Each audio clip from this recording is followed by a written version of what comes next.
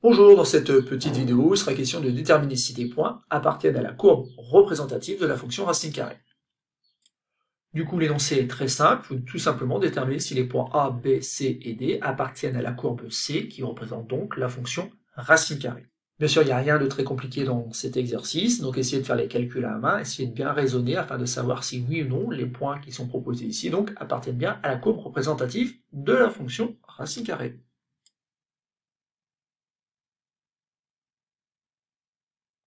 Alors passons à la correction de cet exercice et commençons par la définition de la courbe représentative d'une fonction dans un repère. Et bien c'est tout simplement l'ensemble des points de coordonnées x, y du plan, tels que x appartiennent à d, et d c'est quoi? C'est l'ensemble des nombres réels sur lesquels est définie la fonction f. Et y, l'ordonnée, ça doit correspondre donc à l'image de x par cette même fonction f. Alors bien sûr, ces deux éléments-là sont à prendre en compte, puisque la fonction f ici, c'est la fonction racine carrée. Et cette fonction racine carrée, l'ensemble de définition, c'est tout simplement l'ensemble des nombres positifs. Donc ici, il va falloir vérifier dans un premier temps si le nombre de départ est bien dans cet ensemble-là. Autrement dit, si l'abscisse du point appartient bien aux valeurs positives, donc de l'intervalle 0 inclus plus l'infini. Et en deuxième lieu, donc on vérifiera si l'ordonnée, c'est bien l'image de l'abscisse par cette fonction f.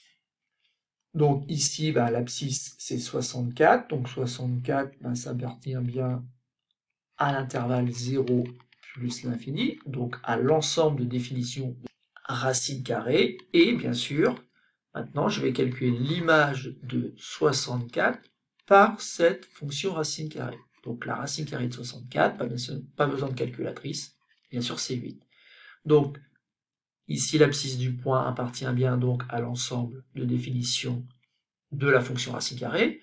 De plus, l'image de 64, c'est bien 8. Donc, conclusion, le point A appartient bien à la courbe représentative de la fonction racine carrée. Petit b, c'est un point de coordonnées moins 16, moins 4 qu'on nous propose ici. Le problème, c'est que moins 16, lui, n'appartient pas donc à l'intervalle 0 plus l'infini. Donc c'est terminé. D'ailleurs, j'aurais eu bien du mal à calculer la racine carrée de moins 16. Donc si vous avez tenté de faire ce calcul-là, il faut savoir que ça ne fonctionne pas. Il n'existe pas de nombre qui, au carré, soit égal à moins 16. Donc ici, la conclusion, c'est tout simplement B n'appartient pas à la courbe représentative de la fonction racine carrée. Le point C, maintenant, qui a pour abscisse 2. 2 appartient bien donc à l'intervalle 0 plus l'infini. Donc ça c'est un bon point, sauf que après, il va falloir regarder si l'image de 2, c'est bien égal à 1,41. Donc l'image de 2, par la fonction racine carrée, c'est racine carrée de 2. Alors peut-être que comme moi, vous n'avez pas tout à fait respecté la consigne, vous avez pris donc la calculatrice. Et donc si je tape racine carrée de 2 sur une calculatrice, donc dans un premier temps, peut-être que ça va faire comme moi ici, ça va vous rendre à nouveau racine carrée de 2. Dans ces cas-là, vous allez chercher donc une valeur ici décimale, et vous allez observer cette valeur-là, 1,4142, etc. Et donc ici, on peut déjà que c'est pas la même chose que 1,41 et que donc le point C n'appartient pas à la courbe C.